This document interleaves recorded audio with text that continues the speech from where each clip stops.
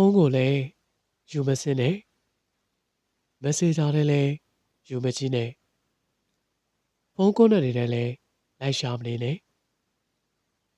ဗိုက်ဘာတွေထဲလည်းဝေမကြည့်နဲ့အရေးတကြီးကြီးနဲ့လည်းစိတ်မချမဖြစ်နဲ့အဲ့ဒါ relationship တစ်ခုမှာ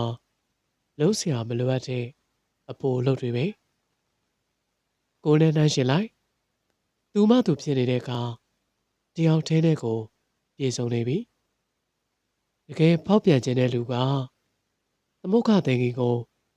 အာဂရင်းနဲ့ထည့်ပြီးငုံထားတယ်တာနောရခဘလူးကြီးလိုပဲဘလောက်ပဲငုံထားစီကိုနောက်ဆုံးဖောက်ပြန်ပါပဲပြီးတော့တကယ်လက်တွဲပေါ်စစ်စစ်ဆိုတာ vibration ရှိမနေဘူးအစာကလေးကမှမယိုးရင်စိတ်မချရင်နောက်လဲစိတ်แท้တထင်းနဲ့တုံုံနွေးနွေးနဲ့သွားရမှာကျွန်တော်ပြောတာလက်ခံပါ vibration ရှိတဲ့လူတွေကိုဘယ်တော့မှဘဝအတွက်မရွေးချယ်ပါနဲ့ရွေးချယ်မိထားရင်လည်းတပြေးပြေးနဲ့စုတ်ခွာပါ